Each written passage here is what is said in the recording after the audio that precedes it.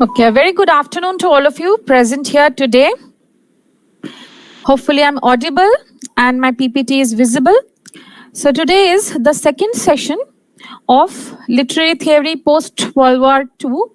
We had an introductory session earlier wherein we have got a basic idea of what is literary theory, what are the different kinds of literary theory, and also what is literary criticism and how literary theory has evolved. We initiated with the idea of new criticism. That is what we will start with today, and slowly we'll go ahead with other ideas. For the students who have joined for the first time today, I would quickly share what our lecture one was about. It was literature. It was about what do you mean by it, what is literary theory, then what is literary criticism, what are the different approaches, and then we primarily took up few of the important literary theories. First being formalism, then reader response theory, structuralism, deconstruction. Why do we analyze literature? A discussion on that. Then post-colonialism, Marxism, feminism and LGBTQ theory. And we also had this list before us, which is there before you right now, wherein we have the list of the theories which we are going to discuss in this module, which is there for your net set examination. So the list is there before you, which you can actually go through. And today we will start with the first part of what you can see, which we have started already in the last class, and we will kind of go ahead with it further. So with this or with these ideas, we will get into lecture 2 of today. So we are discussing the first topic of literary theory, which is new criticism. And as we have had some brief idea about it in the very first lecture, we already know that it is an American literary criticism movement which began in the decades of the 20th century. The founder of the criticism, or rather the idea actually came, the term actually came from the book, The New Criticism of John Crow Ransom,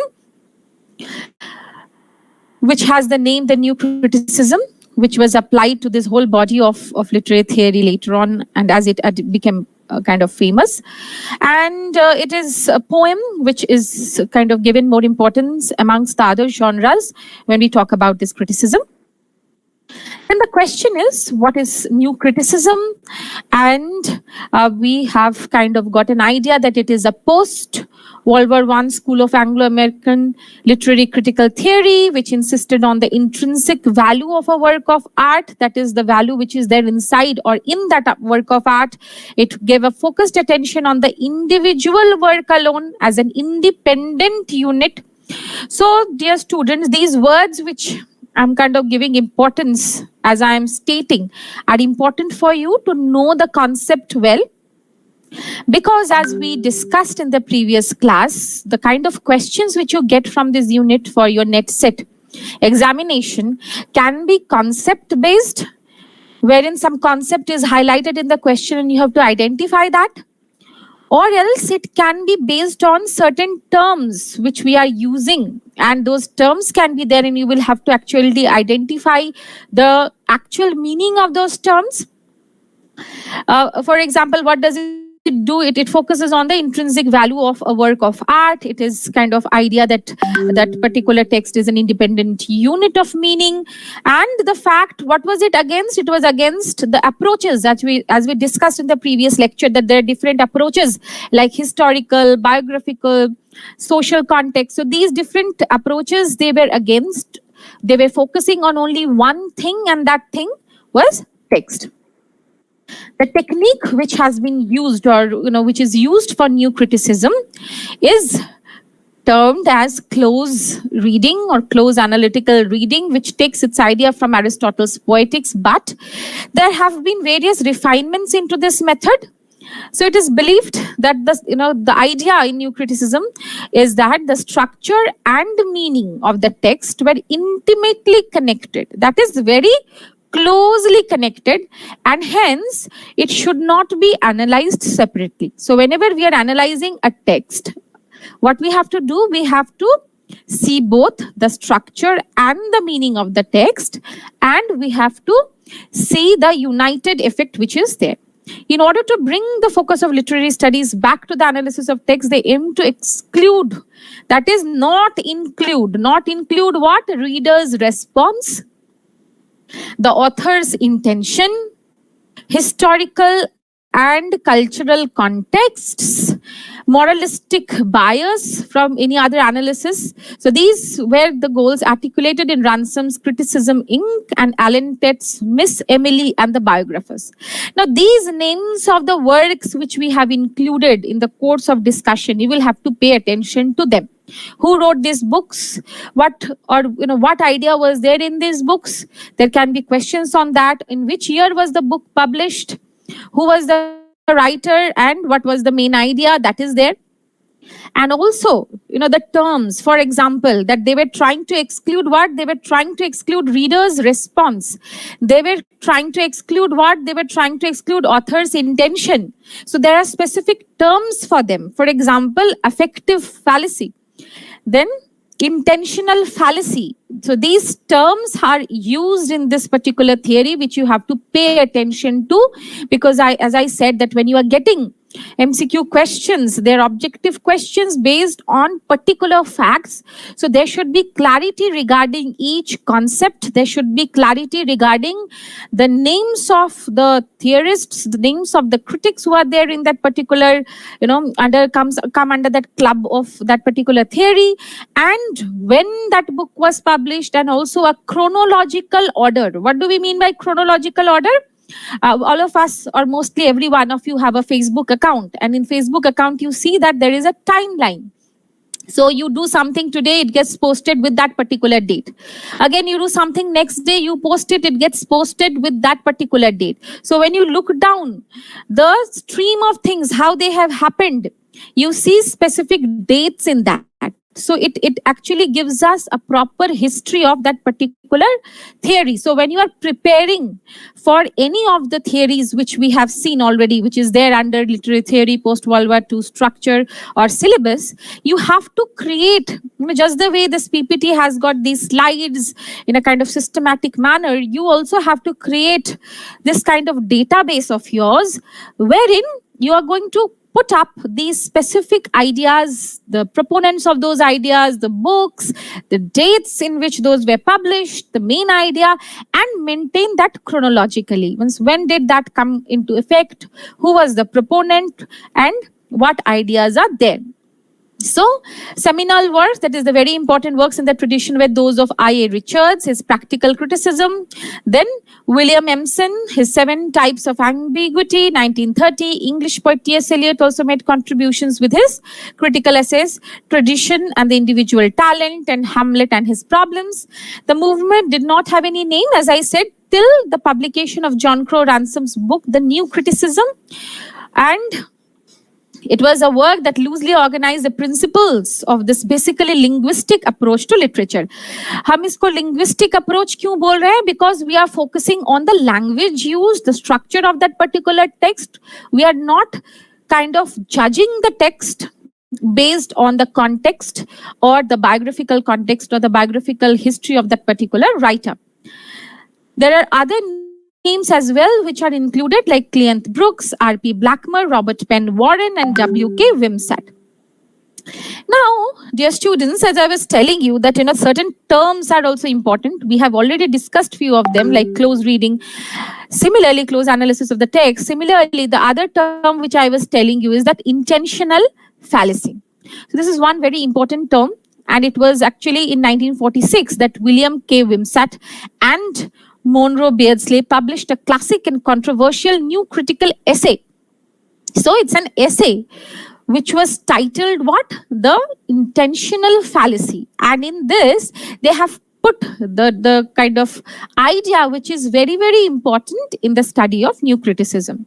So what are they putting across? They are saying, they argued strongly against what? Against the author's intention. That is what the author wanted to say.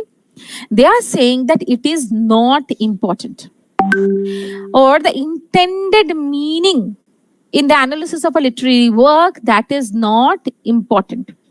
Then what is important? So the intended meaning of that particular text is not important. However, what is important? So Wimsatt and Beardsley, they say that the thing which is important are the words on the page. So words on the page were all that mattered. The importance of meanings from outside the text was considered irrelevant and potentially distracting. Now, here I would like to ask you a question. For example, all of you have done your masters in English, right? So in your classroom, since I'm teaching in my college, I'm teaching my students in my college, and there, whenever I'm taking up a text, you will see that in your course book, there is always this, the structure of the course book is that first we have information about the writer, we get to know about his background, a brief history of what he has done, and then we come to the text.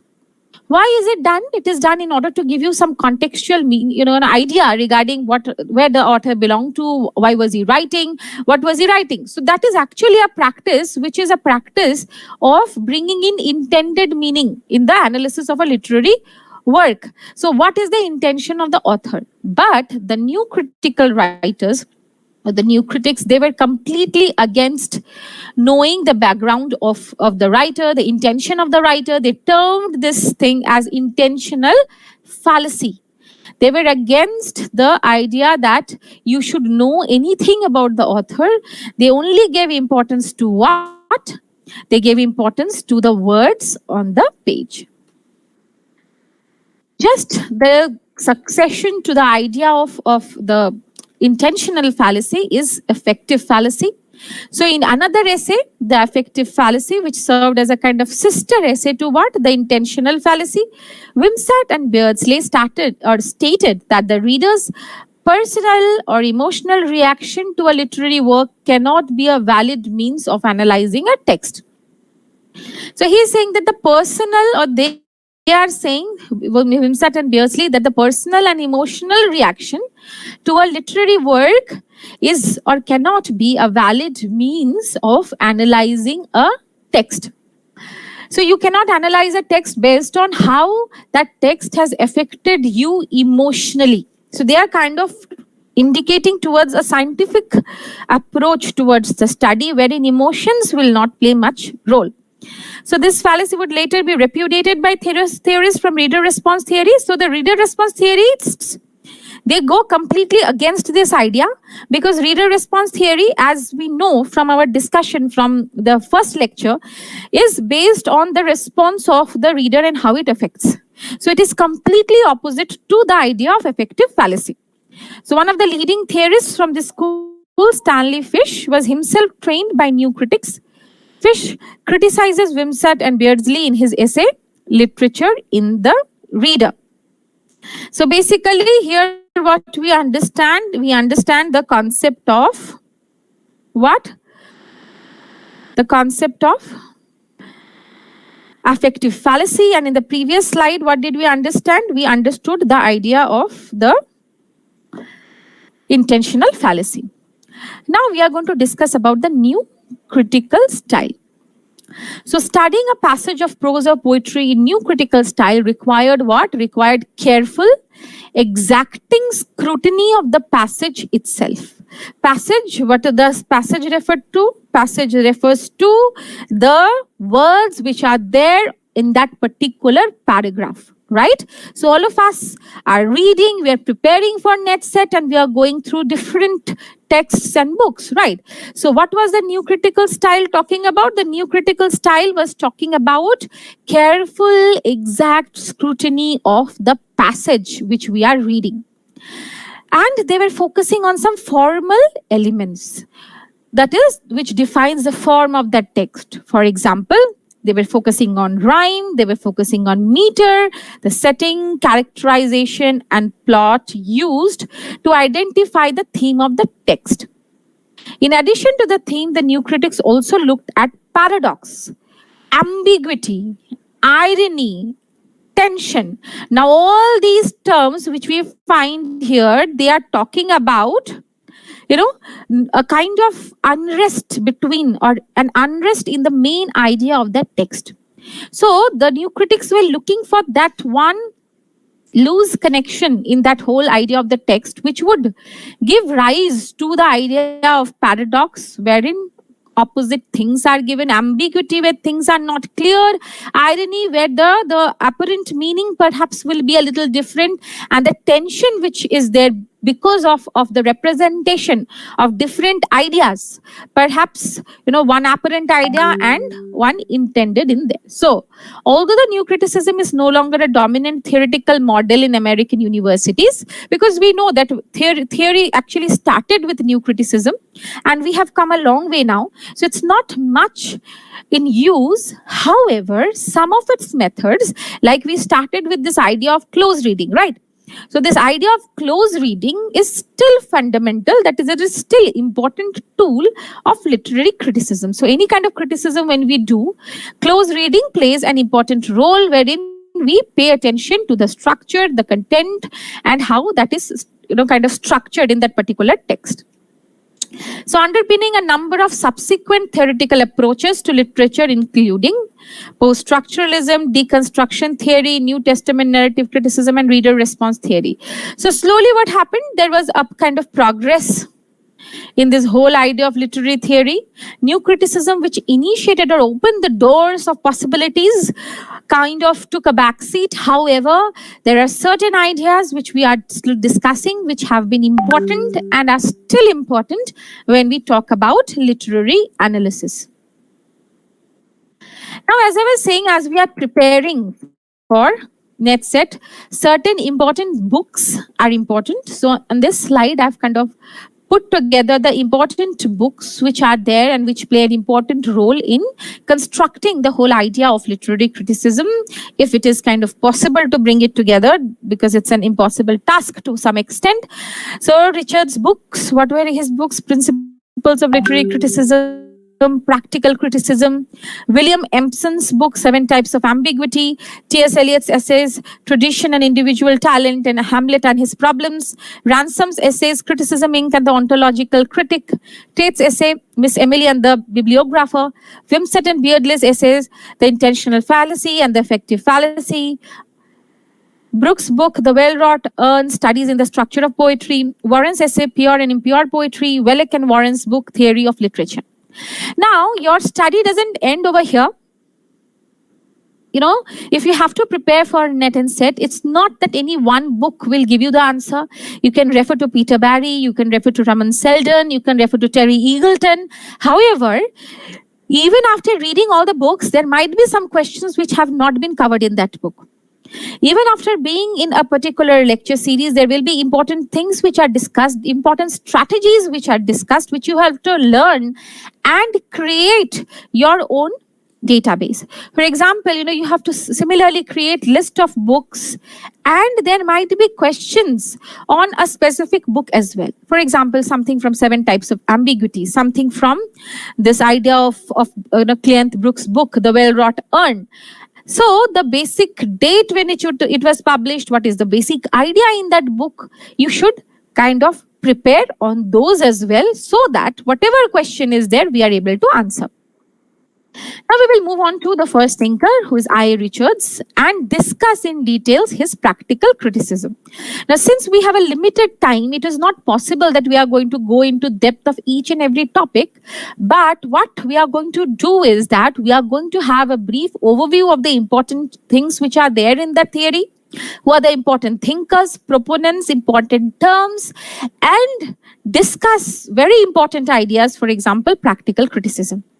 So, Ivor Armstrong Richards, poet, dramatist, speculative philosopher, psychologist, and semanticist, is among the first of the 20th century critics to bring to English criticism a scientific precision and objectivity.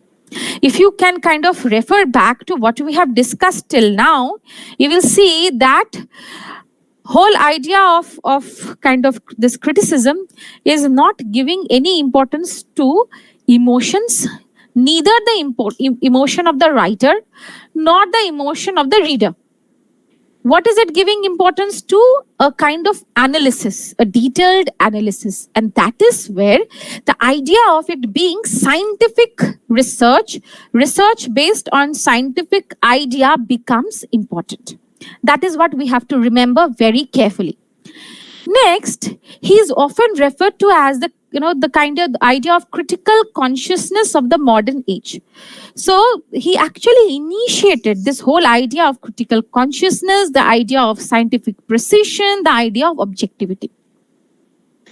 Now, new criticism and the whole of modern poetics derive their strength and inspiration from the seminal writings of researchers such as Principles of Literary Criticism, Practical Criticism, Coleridge on Imagination, The Foundation of Aesthetics, and The Meaning of Meaning. So he has contributed immensely to this whole idea of new criticism.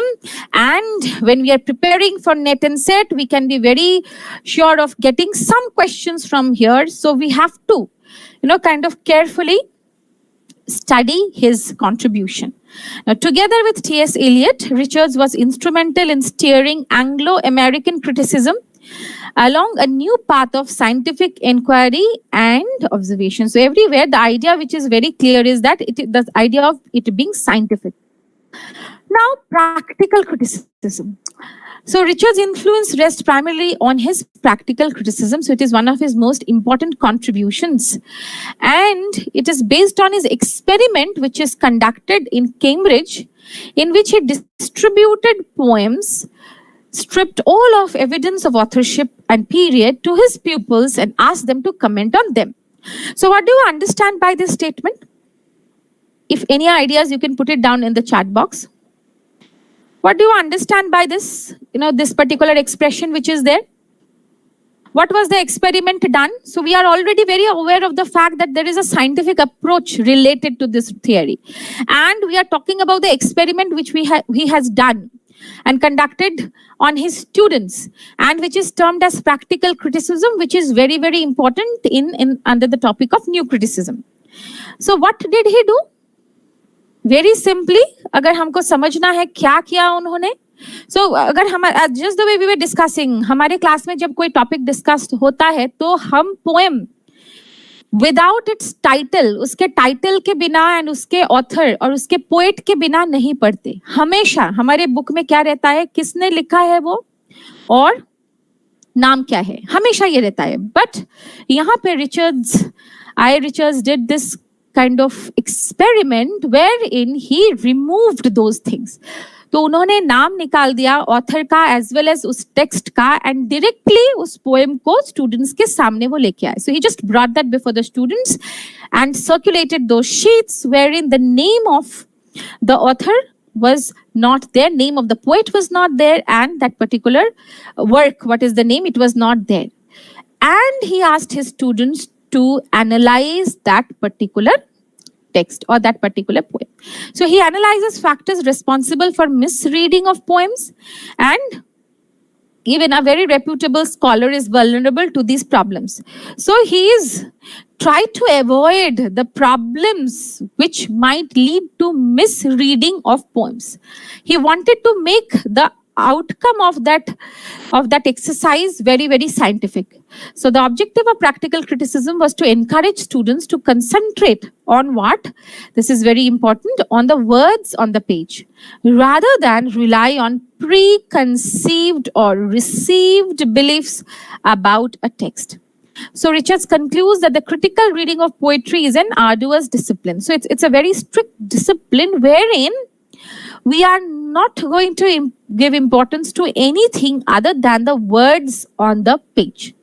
The lesson of all criticism is that we have nothing to rely upon in making our choices but ourselves. So we have to depend on the words which have been presented on the text and believe in ourselves. The lesson of good poetry, wherein we have understood it, lies in the degree in which we can order ourselves. So our ideas, how they are getting synchronized, they are getting into an order through reading of that. So through close analysis of poems and by responding to the emotion and meaning in them, the students were able to achieve what Richards called as organized response. Organized response to what? To the text which was there before the students. And from this, another term kind of takes root, that is psychologism, which is concerned not with poem per se, but the responses to it. So this is how the experiment of practical criticism was done. Now comes the topic of poetry and synesthesia. So in the principles of literary criticism, Richards establishes the nature and value of poetry. According to him, the science that unearths the secret of literature is psychology. So this moral value of art proceeds from the working of the human mind rather than any ethical base. So exactly what the human mind is thinking, that individual is thinking, is what is important.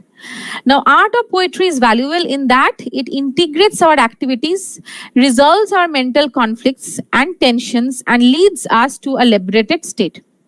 Now, if we want to understand this concept, we can refer to this whole idea of literature and how literature, very good pieces of literature, they usually kind of, give us a sense of relief when we kind of finish reading that particular text. So this state is termed by Richards as a harmonized state. Why harmonized? Because it is balancing the conflicting impulses, the impulses which are there in a human mind, and we reach a state which is called as synesthesia or synesthesis. So it is the simultaneous harmonious experience of diverse sensations, different kinds of sensations and emotions and impulses, resulting in a fusion of opposites or unification of differences, leading to the state of synesthesia, which is a condition in which one experiences an equilibrium of harmonious elements. Just the way we go for watching a movie, and during the movie, there are different elements of emotions which are there in that movie, and finally, there is a kind of harmony which is struck between the different kind of emotions which were triggered in our mind. Similarly, in the principles of literary criticism, Richards talks about the fact that poetry has a kind of synesthetic approach, and it creates synesthesia in the mind of the readers, and we reach a harmonized state when we are reading a good piece of literature. Again, Richards contributes to the idea of this whole new criticism through his concept of 4 kinds of meanings. So in practical criticism, the meaning of meaning and the philosophy of rhetoric, Richards advocates, that is, he provides a close textual and verbal analysis of poetry. So he actually analyzes poetry very meticulously, and he states that language is made up of words, and hence the study of words is of paramount importance. That is, it is of high importance in understanding a work of art. The total meaning of a word is combination of 4 contributory aspects. So he identified 4 aspects which are important in bringing about the total meaning of a word. What are they? Number 1, he talks about what? He talks about sense. What is sense? It is that which is communicated by the plain literal meaning of the words. So the basic meaning which is communicated. Then comes the idea of feeling, wherein feeling refers to the feelings of the writer or speaker about these items. So the kind of feeling which is generated. Next is the tone, wherein the tone refers to what? It refers to the attitude of the writer towards his readers, the kind of tone which has been taken up. And then the speaker's intention or aim, conscious or unconscious, should also be taken into account. Intention refers to the effect one tries to produce, which modifies one's expression. So he gave different concepts, one being practical criticism, which we discussed in details, then the idea of poetry and synesthesia. And now he talks about another concept, which is the concept of 4 kinds of meaning, wherein he identifies the primary, ideas of what? sense, feeling, tone, and intention. So, the who gave the concept of 4 kinds of meaning. What are those? If you have to identify, and what are his books, you should be ready with that. Now, the main concepts which are kind of emerging out of this discussion is that what the new critics were trying to do is that they were eliminating the extrinsic analysis. So, examining elements outside the text to uncover its meaning was eliminated. Then the job of a critic is to discover how a poem functions as a self-contained, self-referential object is highlighted. And it actually kind of, made the base of modernism, formalism, aesthetic criticism, textual criticism, and ontological criticism, wherein the text is all in all. The text is in itself complete. Now we come to T.S. Eliot, because he has also contributed to new criticisms very significantly. So a poet does not infuse a poem with his or her personal feelings, but in such a way that incorporates within a poem the impersonal feelings and emotions common to all humankind. So this is what T.S. Eliot is trying to say. He's saying that it is not just the individual kind of feeling of a particular writer, but impersonal feelings and emotions which are common to all humankind. Therefore, a critic should analyze the poem, not the poet. So, since the poem has got universal feelings and ideas and emotions, he is stating that the poem should be analyzed and not the poet. So, a good reader of poetry must enjoy the knowledge of literary techniques and devices. So, this is what is given importance. A poor, untrained reader reports or resorts to what? To personal feelings and subjective evaluations. What is subjective evaluations? Wherein your emotion is affected. Right. So here also again T.S. Eliot is talking about the knowledge of literary techniques and devices which helps us analyze the universal themes which are there in poem.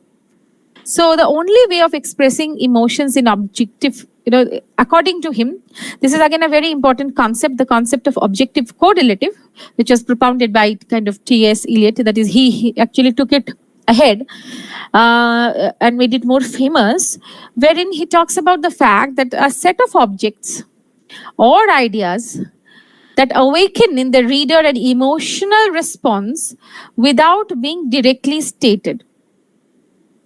So, objective correlative is referring to what? To the set of objects or ideas that creates the situation where an emotional response is triggered in the mind of the reader, but that emotion or that connection is not directly written down in that text or anywhere.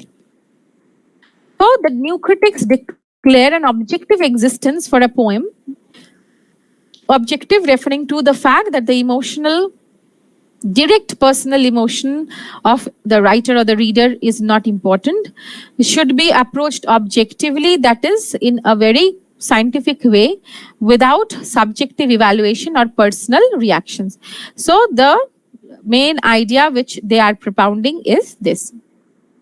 Now, in creation of this idea, there are certain assumptions.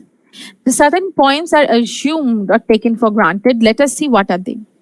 So, an aesthetic experience, the things which have been kind of put forward are an aesthetic experience without which a poem could not be scrutinized, leads to poetic truth.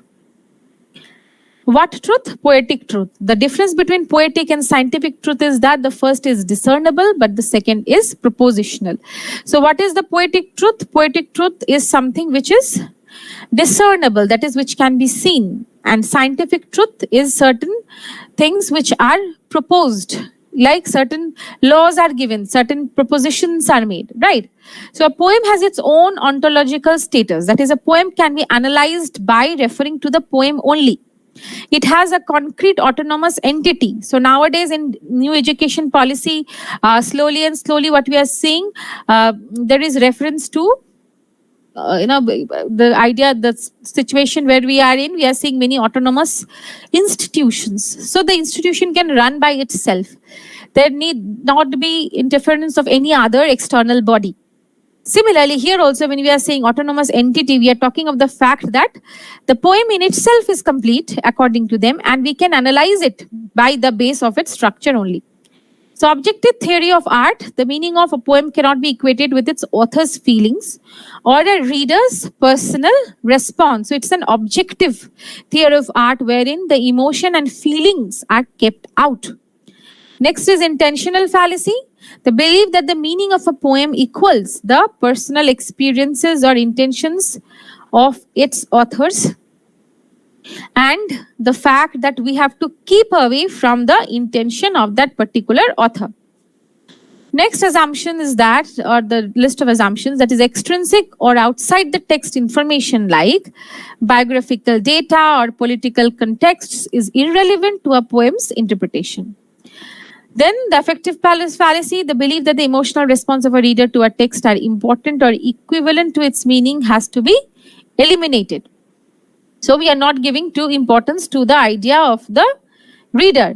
The meaning of a poem lies in its own structure and is identified through scrutinizing that particular structure. So what is very important? Scrutinizing the structure of that text. Next, the chief characteristic of a poem is what is the most important thing? Coherence or interrelatedness at the level of theme and form, which is technically dubbed as organic unity. So what is organic unity? Why it is important? So it is important because it talks about the coherence or what? Interrelatedness of the theme and form. The concept that all parts of a poem are interconnected and interrelated, with each part reflecting and helping to support the main idea. Next is that form and content are inseparable. That is, a poem is a bundle of harmonized tensions and structural features, and they are inseparable. They always come together. Another thing which is important, the heresy of paraphrase, that is the belief, erroneous for new critics, that a poem can be equated with paraphrased prose. So they kind of felt that it can be equated with what? With the paraphrased prose. So equating the two genres. So the methodology which we need to remember is that the job of a critic is to find conflicts and tensions that help to develop an ambiguity referring to the main tension in that text, and are eventually resolved into a harmonious whole at the level of theme and form. And how this tension is resolved and a kind of unity, a harmonious whole is created at the level of theme and form. What is the methodology which they accepted or they referred to? They analyzed structural and figurative elements that are interrelated to support the poem's main tension. What is to be done, that a poem thematically, structurally, and figuratively supports its overall meaning by reconciling all of these tensions into a unified whole. So finally the text is what? It is an unified whole. So this is what they are stating. And how are you doing it? By looking at the rhyme scheme, meter, other prosodic features to show how the technical elements of a text aid in formulating coherent meaning of a poem. Finally, proof that the poem is self-referential autonomous entity. So we are kind of constantly coming back to this idea of autonomous entity. As we were discussing about the questions, here are certain important terms which are used in this theory which you need to know. That is intentional fallacy, as we have discussed, objective correlative, organic unity, extrinsic analysis, and affective fallacy. We have already referred to all these points, but since they are important, we will take up a few of them for further analysis. So T.S. Eliot used this phrase. Who used this? Or rather, he actually made it more common. So a set of objects, a situation, a chain of events which shall be the formula. So that will be a formula for that particular emotion that the poet feels and hopes to evoke in the reader. And there must be a connection, a very positive connection between what? Between the emotion the poet is trying to express and the object, image, or situation in the poem that helps convey, that is, express that emotion to the reader. So objective correlative is referring to these set of objects, situation and chain of events which can be the formula of a particular emotion, that emotion which is expressed in that particular poem. So this is what T.S. Eliot tried to say. There are certain other thinkers like William Emerson, I. Richards, Cleanth Brooks, F.R. Lewis, Wimsatt Beardsley, R.P. Blackmore, Alan Tate, John Crowe Ransom, and finally the Neo-Aristotelian idea. So quickly we will go through some ideas which have been propounded by these writers. So till now we discussed the important points. Now we are going to discuss the important writers. The main of them we have already discussed. The others who are included we are going to discuss now. So Sir William Emerson was a literary critic and poet who was widely influential for his practice of close reading or closely reading literary texts, a practice fundamental to new criticism. His best known work is 7 Types of Ambiguity. If you remember the list of books which we were discussing, therein we had this name, and there are others like some versions of Pastoral and Structure of Complex Words, wherein he talks about the linguistic ambiguity. That is, nothing is very clear. There are ambiguities, confusions in English poetic literature, and it is our job to investigate that and see how the ideas are kind of lead to a harmonious whole. It unearths various layers of irony, suggestion, and argumentation in various literary works, applying a technique of textual criticism so influential that often his contribution to certain domains of scholarship remains significant. And the whole idea is the fact that he talks about ambiguity in his study and how it is important to address the issue of ambiguity in study of a literary text.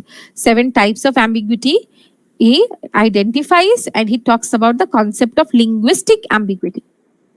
Cleanth Brooks, again, is a literary critic and professor, and he is also well known for his contribution to new criticism and the way, revolutionizing that way poetry has been or was being taught and how new things were introduced. His well-known work, The Well-Wrought Urn, Studies in Structure of Poetry, Modern Poetry and the Tradition are very important. You can get questions from any of these books. So basic idea of what is there in each book, you can go through. With his writings, Brooks helped to formulate formalist criticism, emphasizing on what? On the interior life of a poem. That is how the poem in itself is a complete whole, and codifying the principles of close reading. How to go about the idea of close reading. The next critic is F.R. Lewis, and he is also early to mid 20th century English critic, and in 1948 he focused his attention on fiction and made his general statement about the English novels in the great tradition. This is again a very important concept, so you have to take a note of this. What is the great tradition? Who propounded this idea? Which genre was included in this? You have to pay attention to that. So he focused his attention on fiction. So it is not that he's talking about poetry, but he's talking about fiction. And he tried to kind of define what would be the idea of the great tradition of English novel.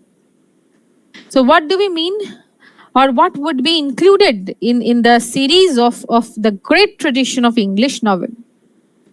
And as he did that study and put it across, he kind of claimed to, he traced this claimed tradition through whom? Through Jane Austen, George Eliot, Henry James, and Joseph Conrad. So these are the certain names which we took. However, what happened is that he excluded, that is, did not include some major authors such as Charles Dickens, Lawrence Sterne, Thomas Hardy from his canon, characterizing what Dickens as a mere entertainer.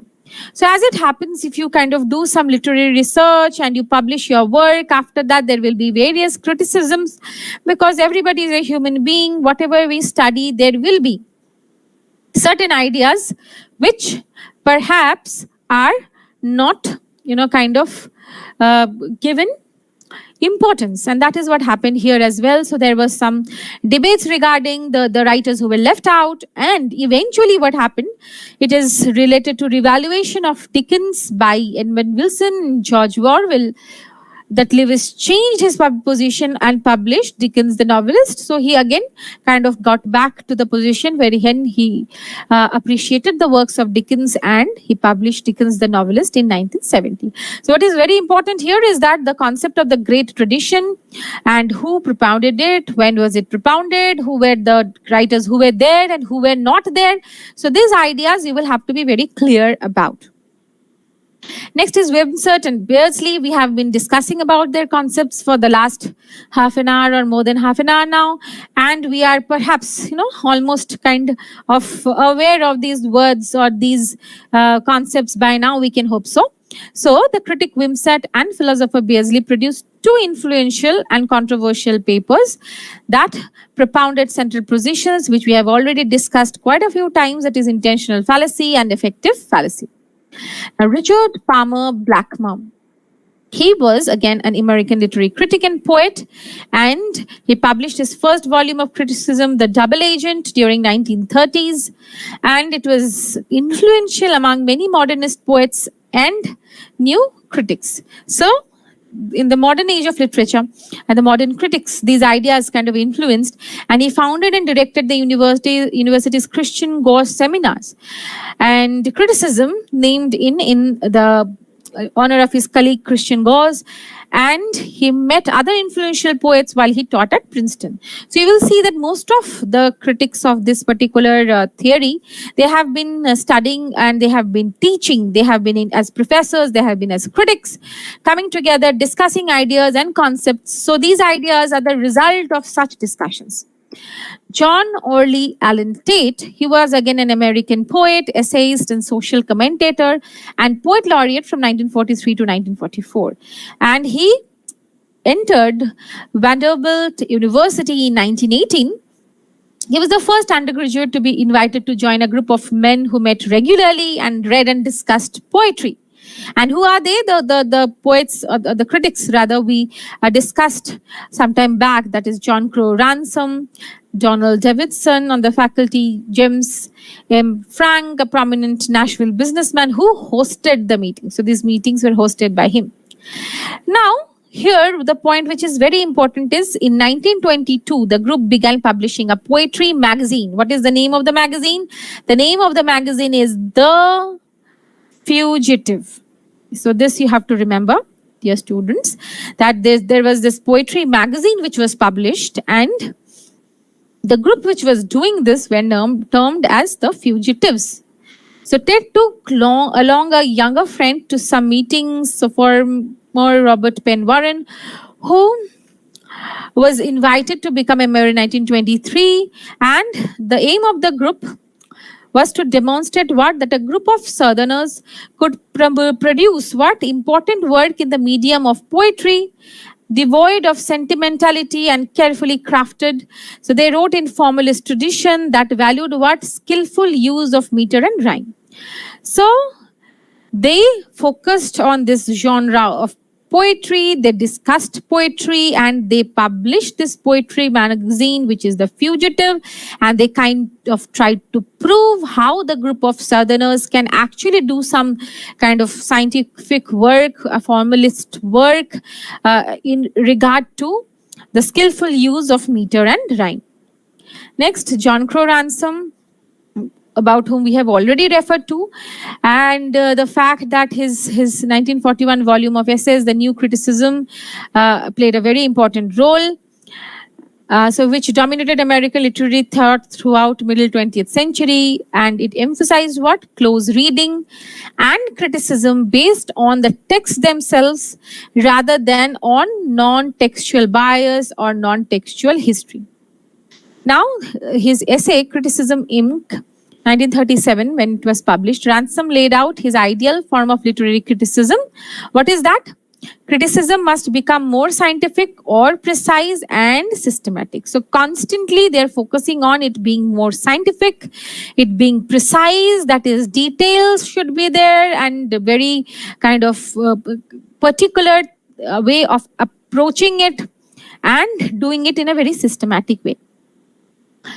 And his students like Alan Tate, Cleant Brooks, Robert Penn Warren had a great hand in developing many of the key concepts like close reading that became important in the way of defining new criticism. Finally, we come to the idea of neo-Aristotelianism, which is again a view of literature and rhetorical criticism propagated by the Chicago School, that is Ronald S. Crane, Elder Olson, Richard McKeon, Wayne Booth, and other. And what did they try to say? Their idea was that literature and criticism, which takes a pluralistic attitude towards the history of literature and seeks to view literary works and critical theories intrinsically. So they also focusing on critical theories intrinsically, that is on the kind of concepts which are there inside. So, in Neo-Aristotelians was one of the first rhetorical methods of criticism, and they focused on oratory, that is the speech. And in its central features were first suggested in Herbert A. Winchell's The Literary Criticism of Oratory in 1925. It focused on analyzing the methodology behind a speaker's ability to convey an idea to its audience. So the point which you have to take a note over here out of what we have kind of discussed is that they were focusing on what? On oratory. That is the speaker's ability to speak and through his speech conveying the idea to its audience. So in 1943, New Aristotelianism was further publicized, gaining popularity after William Norwood Briggins published A History and Criticism of American Public Address. So you have to pay attention to these ideas, that is public address, oratory, speaker's ability. So the whole concept of New Aristotelianism was focused on speech, oratory, and its ideas, right? So this kind of sums up our idea of new criticism, wherein we discussed certain important terms, important critics, important ideas, and what kind of methodology did these critics kind of focus on, and how they played an important role in understanding the approach of new criticism. Now we will move on to Russian formalism, which is again a topic there in your net set examination, and which also comes under the bracket of formalism, and it also focuses on structures and ideas. So Russian formalism sees text as form. And who are the founders of Russian formalism? There are other names, but the main names are Viktor Shklovsky, Roman Jakobson, Vladimir Prop. What did they focus on? Their idea was, that is, they focused on the language and not on the content. So the focus is on form, not the content. So on language, not on exophora, which refers to biography, culture, history. So in this particular theory, the focus is on form, not content, on language, not on exophora, that is biography, culture, history, etc. So this is what the Russian formalists, as the name itself tells you, formalists, they focused on the forms.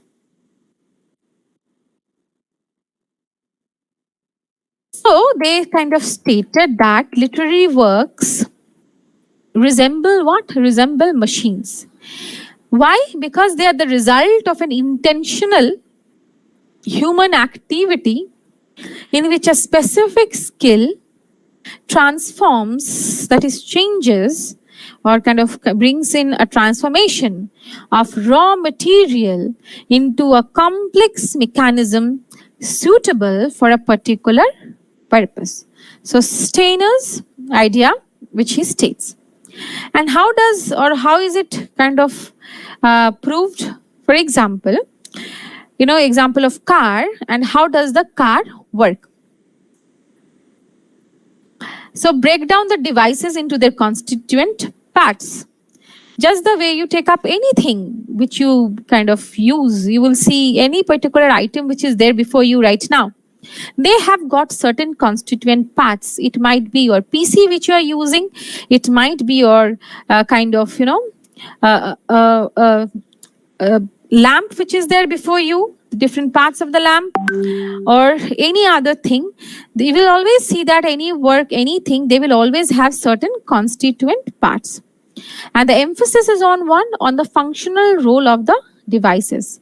So a text is also similarly made up of different devices like the stylistic device, the narrative devices, the literary devices. And there are certain terms which come kind of together with this, which you can see before you right now. And you can kind of have an understanding of what is fabula and use it, what is practical and poetic language, then idea of literature and literariness, foregrounding and backgrounding. So what is fabula and use it? So, fabula is what? It is the story. What do you mean by that? What is the text about? What happens? That is what comes under the concept of fabula. When we say sujet, it's the presentation of a plot. That is, how is the text arranged? How is the story told? For example, flashback, flash forward. So all these things, that is the presentation of the plot. How is the story presented before us? Sometimes there will be linear narrative. Sometimes there will be a going forward and backward in the kind of expression of those ideas. So we have to discuss how it is actually done, right? So that is what the idea is of, or the idea of fabula and sujet there. Now, before your screen, you see the example of fabula and sujet. So I'd ask all of you to actually read this for 1 minute and then come up with what you understand out of it.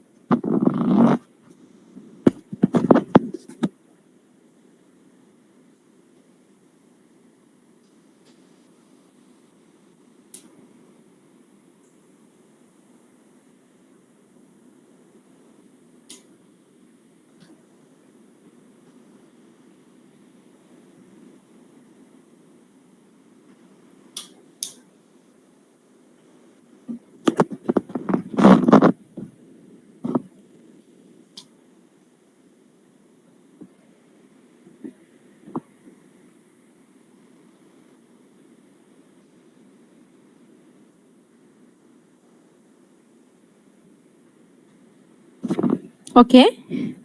So anything you would like to share? If not, let us try and understand that. So here there is an example which is given before you on a particular movie, which is Fight Club. And it has been done in order to give you the idea of how the narrative works. And it was actually kind of released in 1999. And we see the example here. So fabula, as we were discussing, is the story. So it is about a particular person, Edward Norton, who invents an alternate persona, Tyler Durden, which is kind of played by Brad Pitt, in order to give himself the courage to break out of his mundane white-collar existence. So this idea of story, we can take up any novel which we are reading right now, and as we are preparing for our net set and see how there is one main idea or main one idea of the story. However, that particular story is represented in kind of different ways. And that is what brings us to the idea of sujet or plot. So the narrative begins at its climax, which is interrupted, and only then proceeds to the story's chronological beginning. From that point on, the film contains a mix of chronological ordered scenes and bits of narrative exposition that allows us ultimately to return to and understand the climax, which is then resolved in the final minutes of the movie. Furthermore, the narration conceals from us for most of the film's running time the fact that Tyler Durden is the psychological creation of the nameless narrator or protagonist. So there are various twists and turns in the way in which this particular story is represented. And that is what creates the suspense in the movie. That is what creates a kind of quality of keeping the readers a kind of very, very interested. So you will see that when you take up the example of a very short story, and you will see that always there is a twist in the story at the end. There might be some kind of twist which happens in the middle of the story, or the way it is represented, there can be some flash forward, some idea of going back, and some dream is introduced wherein the concept of that story is kind of made more interesting. So all these things will come under what? Will come under sujet or plot, and fabula or story will be the main idea of that particular story. And the discipline which is concerned with fabula and sujet is narratology, which talks about the narrative structures, narrative point of view, and characterization, and how there are different ways of referring to, or the different ways of introducing the narrative point of view or the narrative structure. Now, if we kind of do a historical study of this particular theory, we'll see that there were an eclectic constellation of figures from a variety of fields, including literary criticism, linguistics, philology, ethnology, who from 1915 to 1930 produced a diverse corpus of scholarship on aesthetic form and cultural value. So they focused on these ideas. So although their principal objects of study were literary texts, the formalists also wrote on other modes of cultural expression such as film, oratory, journalism, and life writing. So these were also included in their body of work and reference. Now, when Russian formalism originated, it had two centers which we have to keep in mind. So we have to pay attention to this idea that Russian formalism had two centers of formalist activity, which were Opojas, the Petersburg Society for the Society of Poetic Language, and the Moscow Linguistic Circle. When one was founded in 1915, the other was founded in 1916. Now, who were there in that? So, Russian formalism refers to the work of the Society for the Study of Poetic Language, that is Opojas, founded in 1916 in St. Petersburg. And it was done so by whom? So these are the important thinkers or the formalists, that is Boris Eichenbaum, Viktor Shklovsky, Yuri Tenenov, and secondarily to the Moscow Linguistic Circle, founded in 1915 by whom? By Roman Jakobson.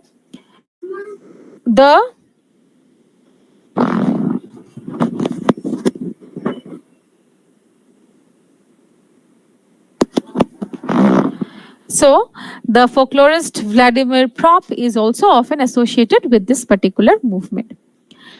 Now we are going to discuss some important points of Boris Eichenbaum.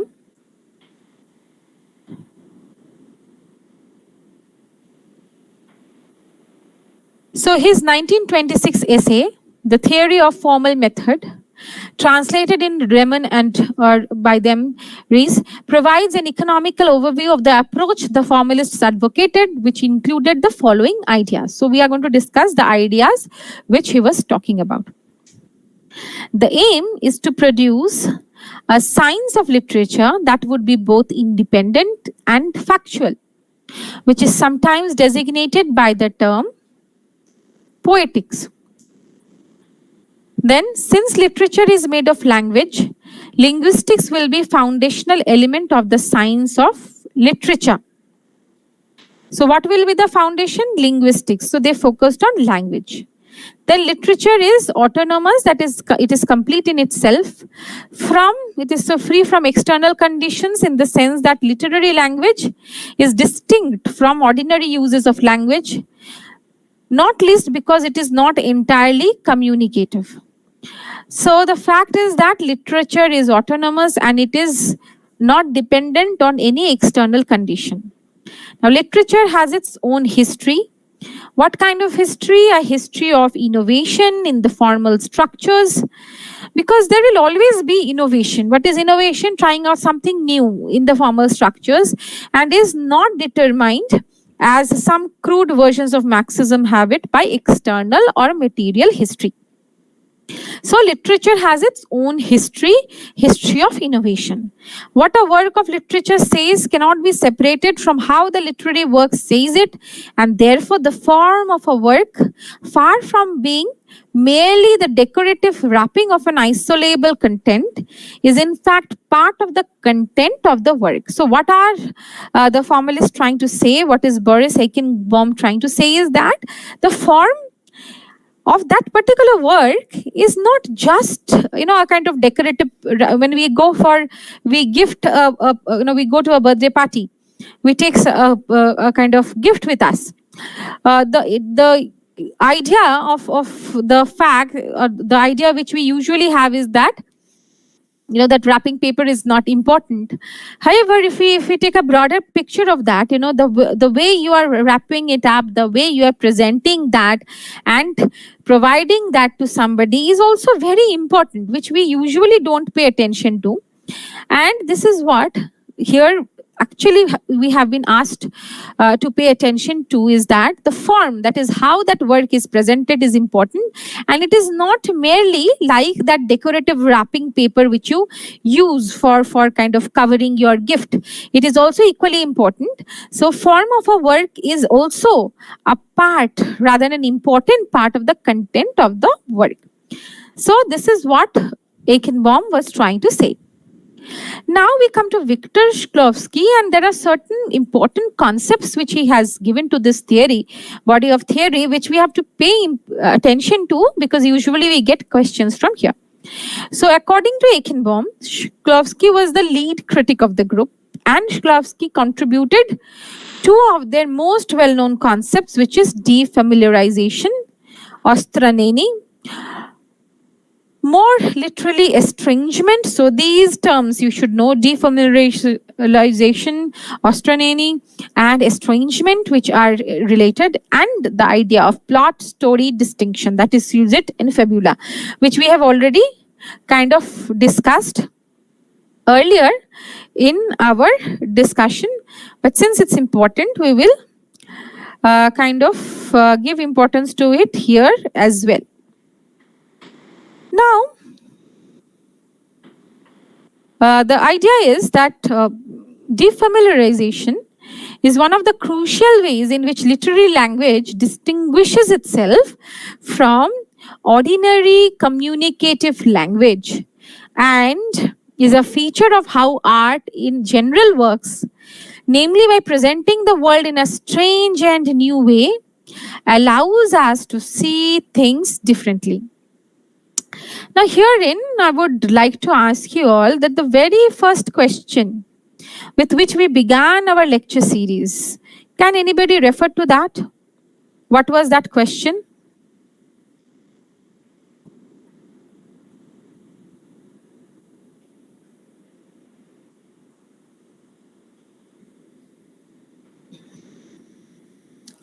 So the question with which we had begun was basically the idea of what is literature we were discussing, and we discussed about the aesthetic value.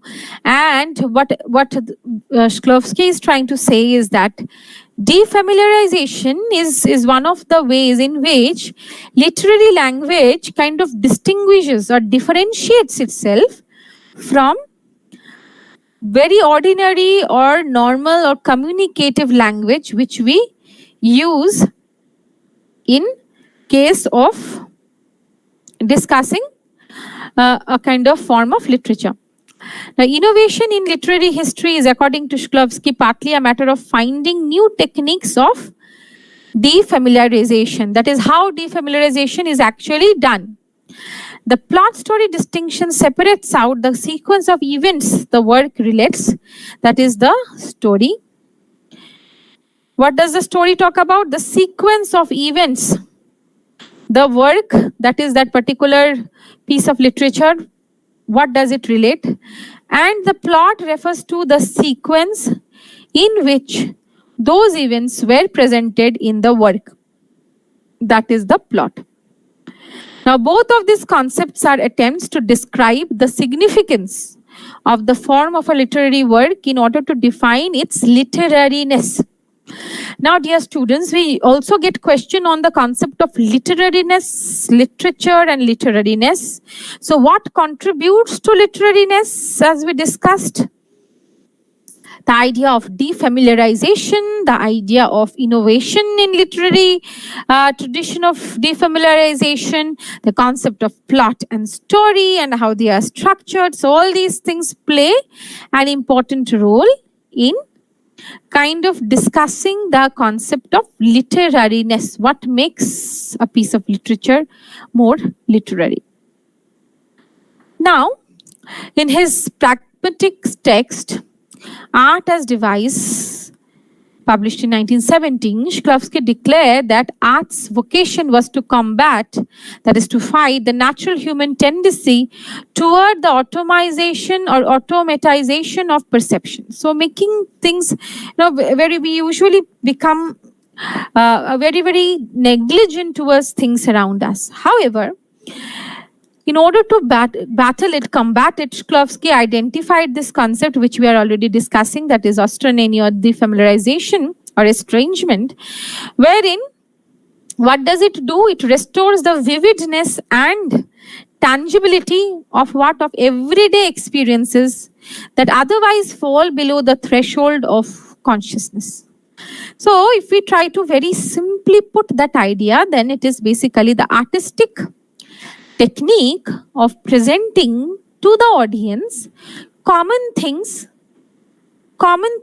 pay attention to that, common things in an unfamiliar or strange way. So presenting the common things in a very unfamiliar and strange way so they could gain new perspectives and see the world differently.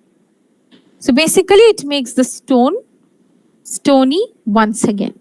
So very simply put, what does defamiliarization do? It presents the very common things in an unfamiliar or strange way so that new perspectives can be gained to see the things differently. Now, we come to Roman Jakobson. In Jakobson's famous words, the object of study in literary science is not literature, but literariness or literaturnost. That is what makes a given work a literary work, which actually kind of takes us back to the very first question which we began this lecture series with, which I have already told you. So, the project to identify the immanent laws of the aesthetic object required in isolating the distinctive features of the given artwork for those of all other forms of cultural production.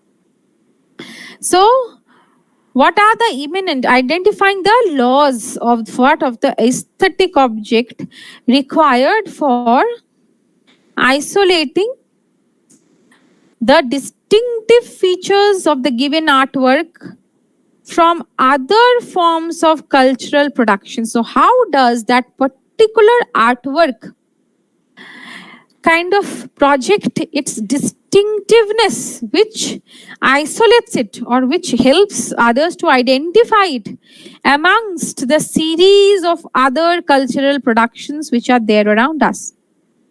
So the first move of any formalist analysis is to establish what the inherent structural qualities of the medium under consideration.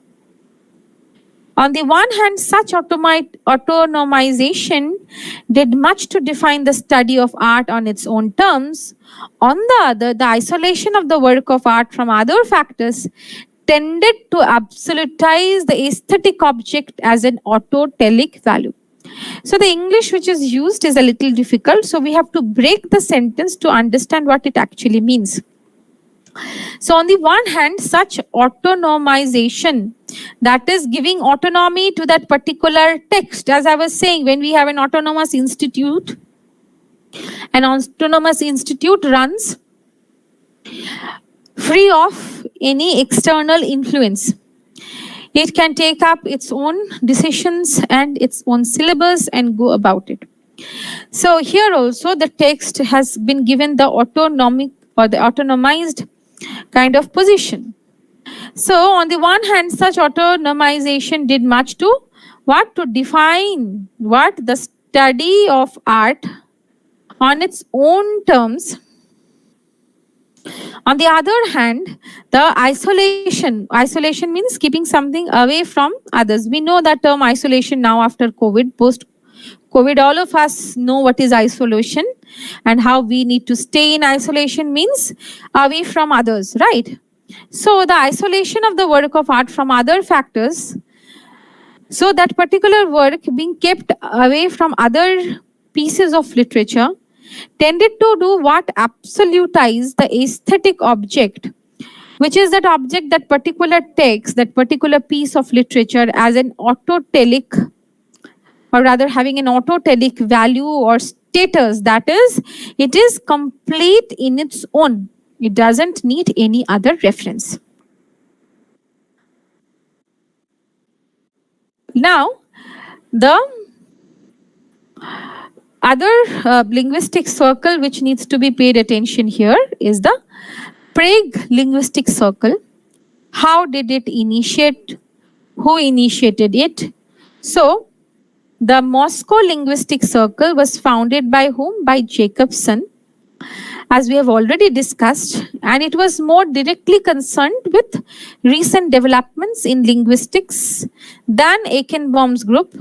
And Jacobson left Moscow for Prague in 1920, and this is when he actually kind of reached Prague and thought of coming up with a new kind of linguistic circle. So in 1926, he co-founded what? The Prague linguistic circle, which embodied similar interests, especially in the work of Ferdinand de Saussure.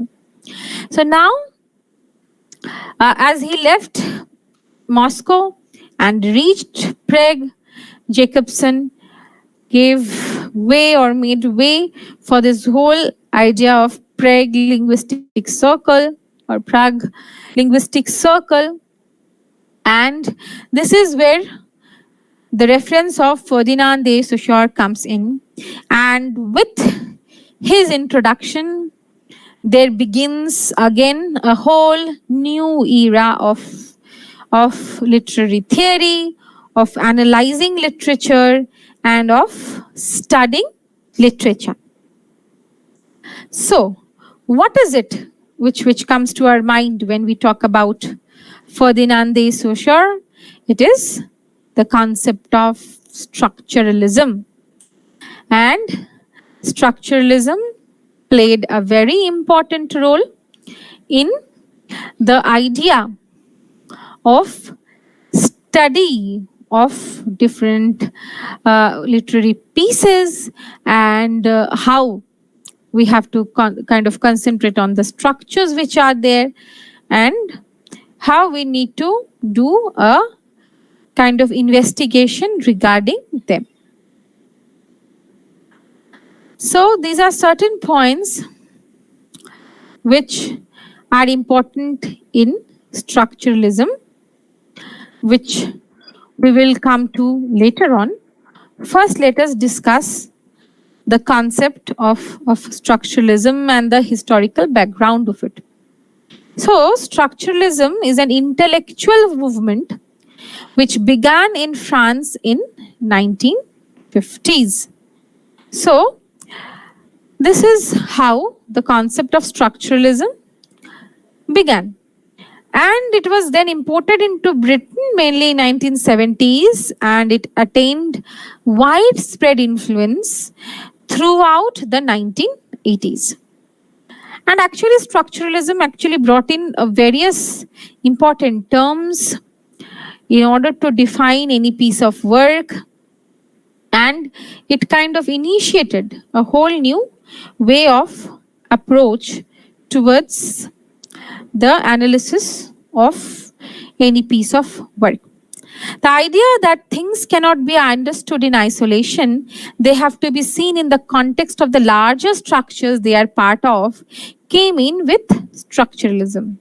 So, structuralism is also focusing on the structures, but here, unlike the previous analysis, what they are doing is that they are saying that a particular idea, the idea that a particular idea or the text or the thing which is being analyzed, it cannot be done so in isolation.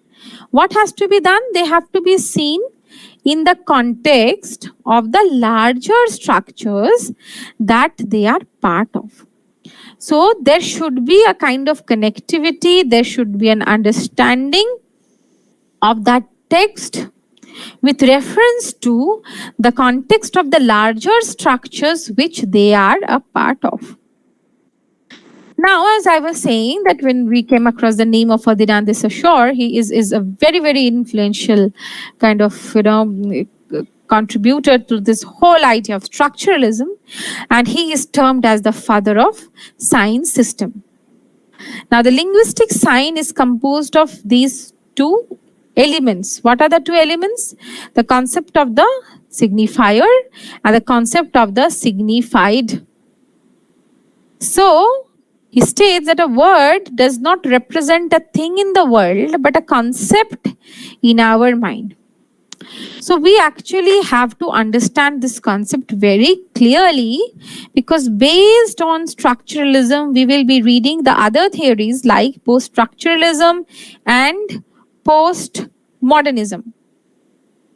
Because post-structuralism and post-modernism is a kind of counter questioning of the ideas which are represented in the idea of structuralism.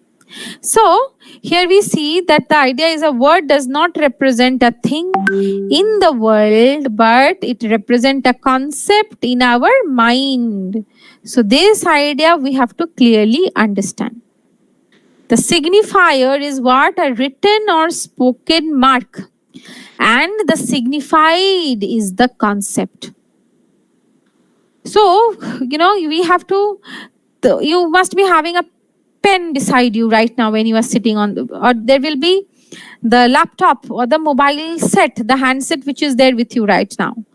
Now, if we just say that, use the term, your mobile phone, then that word is not representing that thing only. Or if I, for example, tell you a lamp right now, when I'm telling a lamp, it is not just the lamp which is important, but the concept of the lamp which is getting highlighted. So it's highlighting the concept in our mind. So the signifier is a written or spoken mark, and the signified is what?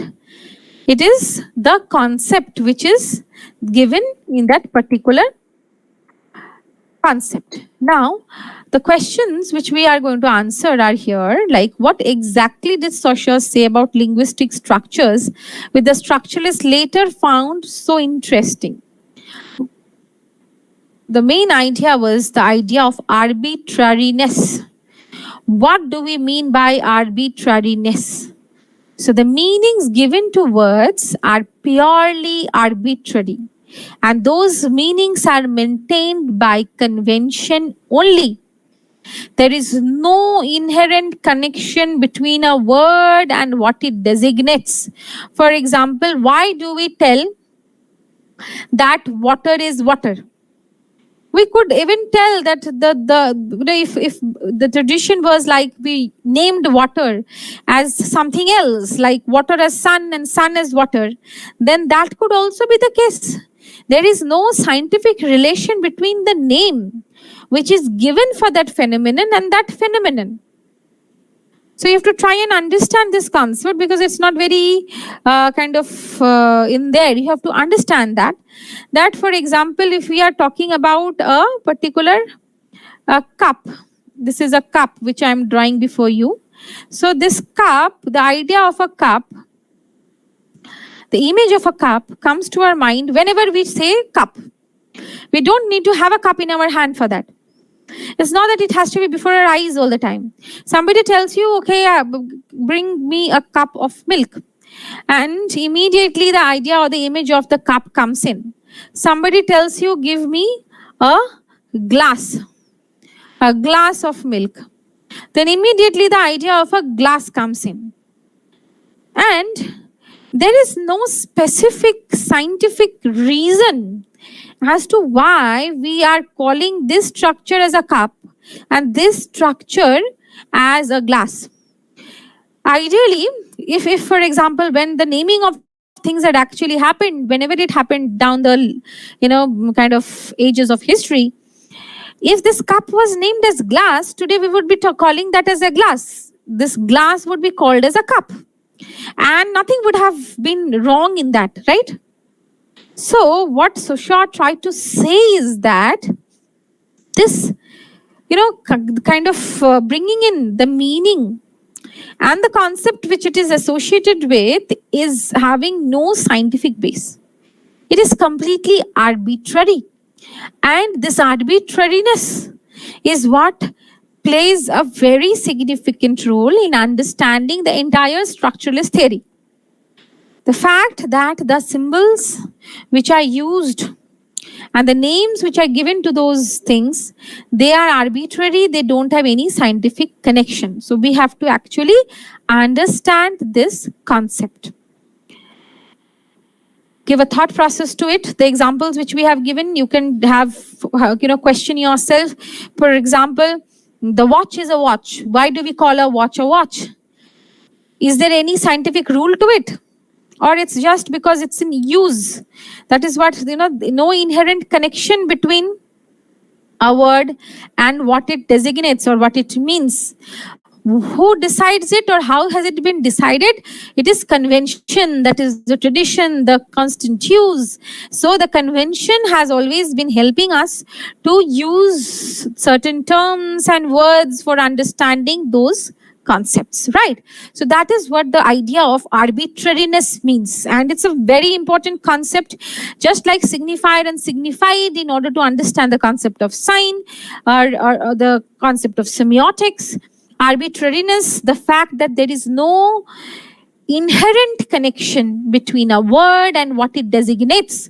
For example, a rose. Why do we term a flower a rose, and why we term another term as a flower as a marigold?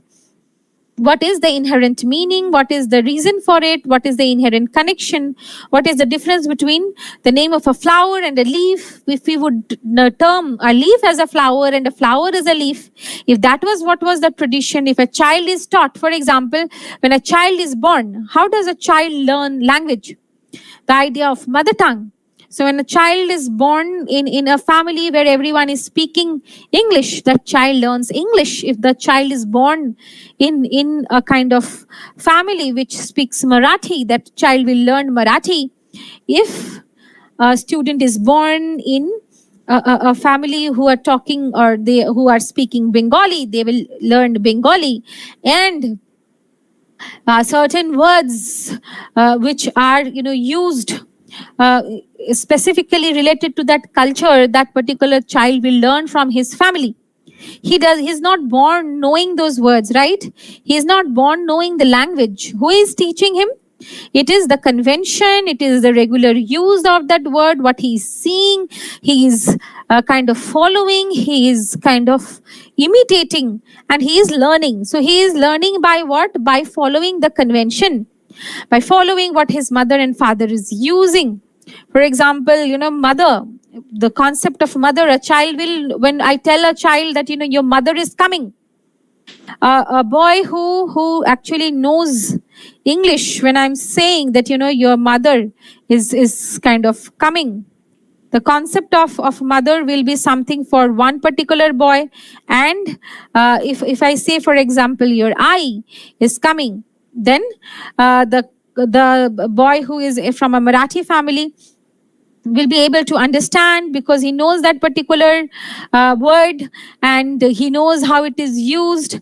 And so this is my drawing of a mother, which is definitely not up to the mark, but I'm just kind of presenting it before you, just the way I do present to my students my beautiful drawings in my classes, to kind of explain my concepts. So the idea of a mother, the concept of a mother, and the word which is associated with. So mother in English, I in Marathi, ma in Bengali, and in different religion, again there will be different words, and the way they represent or kind of refer to the same idea of a mother. So this is exactly what Saussure is saying, that the words which we are using, they are used based on convention only. And there is no inherent connection between a word and the idea it designates. So it is how the convention has been, and how certain words have been associated with certain kind of concepts. Next concept is the concept of relationality. That is, the meanings of words are relational. That is, signs just gain their meaning from their relationship with other signs. No word can be defined in isolation from other words. So this is again a kind of study which they have done, and they have the structuralists have given kind of examples of it, to prove that one word is not actually or cannot be understood in isolation. There will be other words which kind of which are related to that idea. For example, if I tell you a palace, if I give you the example of a palace, then there are certain other words which will come or are relational to them, like mansion, house, hut, shed, oval. So there are certain examples which will be related to the idea of palace. Similarly, when we are saying pen, there will be some other like pencil and kind of different ink, ballpoint pen, and different other kinds of sketch pen, which will also have this relational relationship, because that word in itself will not have its own meaning, but it is in relation to other words. For example, if I tell you a hut and a palace, if these two words we have, then a hut is something which is not similar to palace. A palace is something which is not similar to hut. Because if you are trying to define it, you will be defining it with reference to certain other connections, right? So hut is not something which is similar to palace. Palace is not something similar to hut. And yet they are structures where people live in, right? So they have got this relational connection to it. However, these ideas are not kind of isolated ideas. They have different kind of relation between them. So this is what is the concept of relationality. That is, a word has to be understood in relation to other words which are similar to it in nature. And here you see one example of that. You can yourself create so many examples wherein you see that there will be relation to understand them. The next concept which we are going to discuss, which is there in structuralism, is that in language, there are only differences without fixed terms. And then So how one thing is different from other, that plays an important role. And then comes constitutiveness. So language constitutes our world instead of just recording or labeling it. Meaning is always attributed to the object or idea by the human mind and constructed and expressed through language. It is not already contained within the thing. For example, the terrorist or the freedom fighter. So meaning is always attributed to the object or idea by the human mind. Let us understand this, that the meaning is given by our human mind. It is not, for example, when I say terrorist, the word terrorist itself does not talk about terrorism. But when we talk about terrorist, and if I tell you that there is a terrorist around you, please be careful. Definitely all of you will be very, very scared. Why so? The word terrorist is not like a bomb which is falling on you, right? It's not like a bomb or a gunshot which is being shot at you. Why are you scared? You are scared because when we are saying terrorist, then what is coming to your mind? The image of a person who is having a gun in his hand and kind of wearing a black dress with his face covered and ready to shoot you, right? So this is what this concept talks about. So when we are saying that the concept is constituted, it's a constitutiveness which plays an important role. So the concepts are constructed and they are expressed through language. And it is not already contained within the thing. When we are saying freedom fighter, the positive image which comes to our mind is not actually there in this word. Rather, that idea is actually created in our mind through the language which is used, the kind of idea which are associated with that concept, and how we as a child, right from our beginning, we have been dictated regarding the beauty of that particular word. So the concepts which are developed in our mind, they are actually developed by convention, that is by their regular use by people around us, and there is no inherent connection between what a word is actually designating or what it is constitutive of. So Saussures thinking stressed on what? The way language is arbitrary, way it is relational and constitutive. And this way of thinking about language greatly influenced the structuralists because it gave them a model of a system. Of what kind of system? A system which is self-contained, in which individual items related to others and thus create larger structures.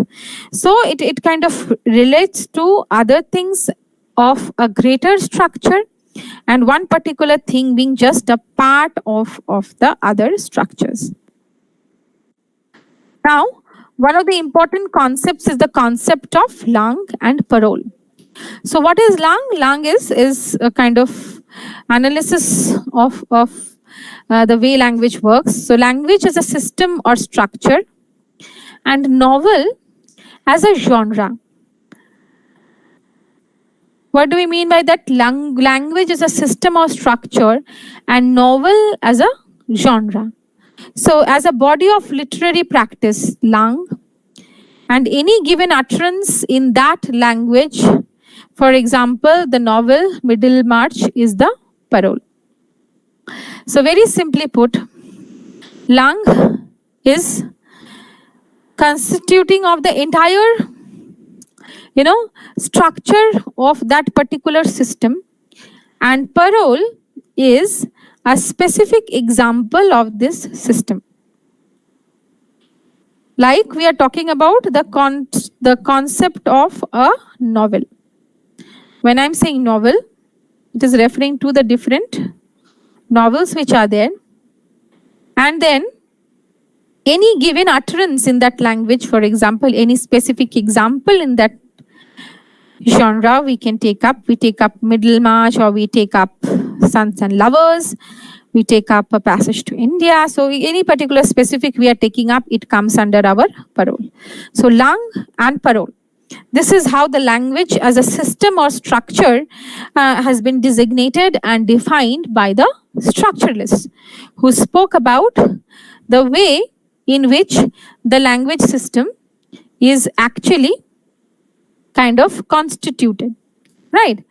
So this is what they are kind of talking about, and it becomes interesting to understand what exactly the structuralist critics are trying to do.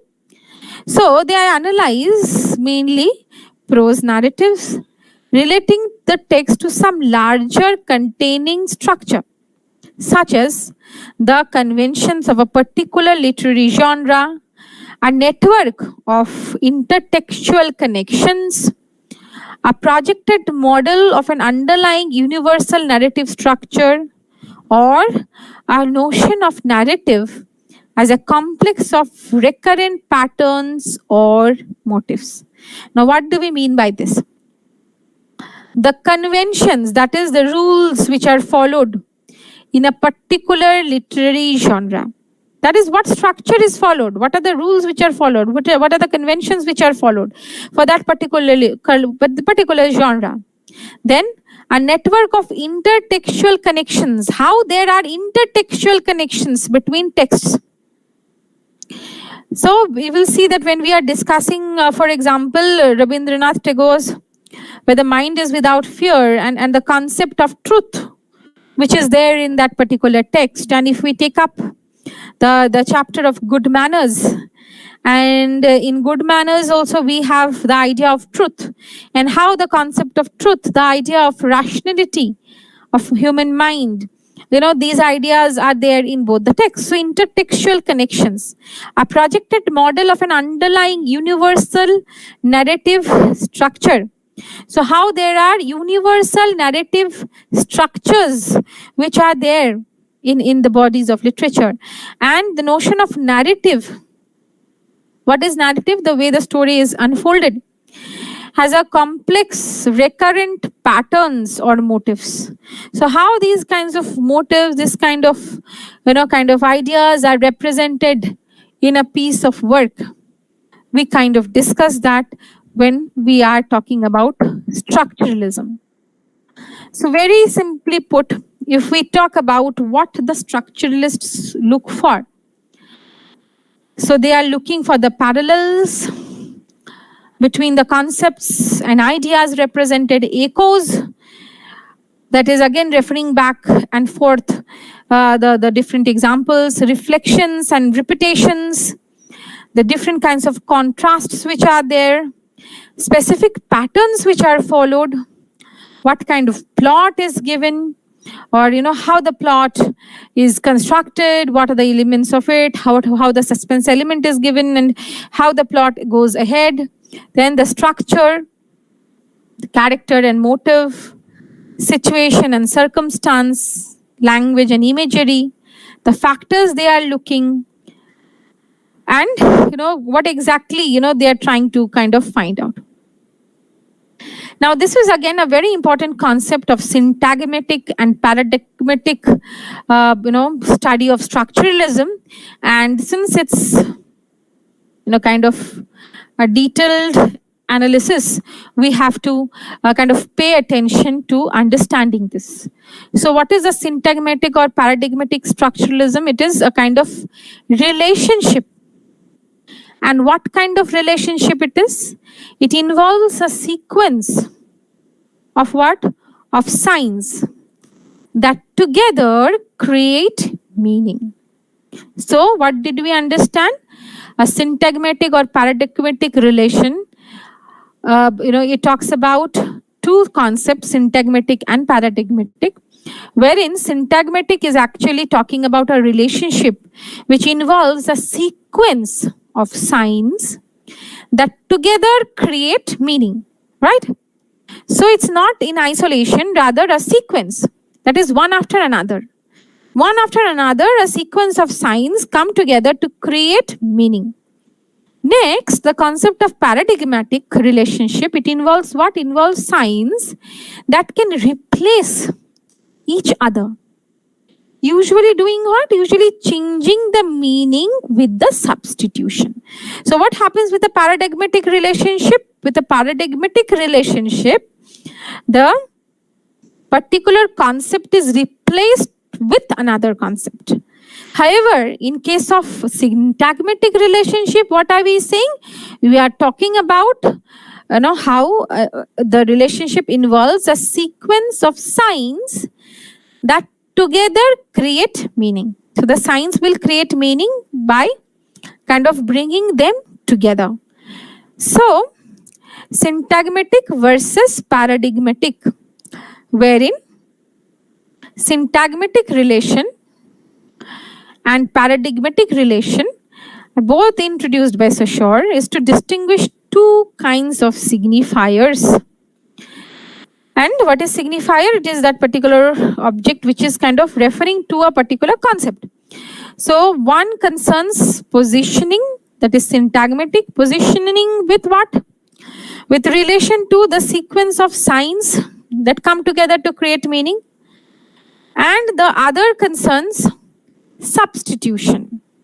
Substitution causes or is being spoken of in the relation to paradigmatic. For example, the man cried. So this is the example before you.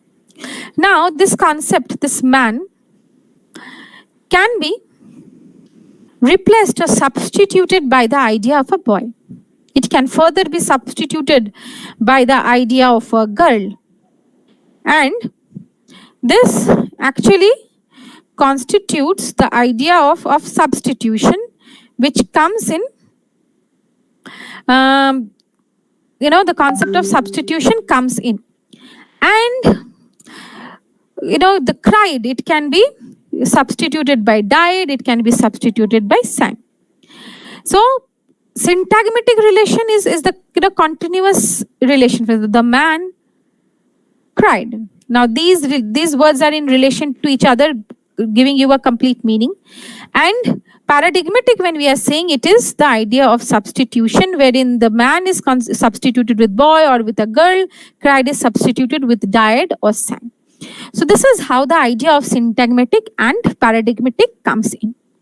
So this is where we will stop today the discussion, and we will go ahead with our further discussion in the next lecture. However, if you have any doubts regarding to the topics which we have discussed till now, please feel free to write to me. I've also given my description in the very first slide, wherein you see my channel Krishna's Canvas there, wherein you can connect with me. And any other doubts, you can write to me in the chat box, or as I said, through my channel. So with this, I will call it a day. Have a very good day. Thank you so much for joining in. Stay with us for the upcoming sessions. See you in the next session. Thank you so much.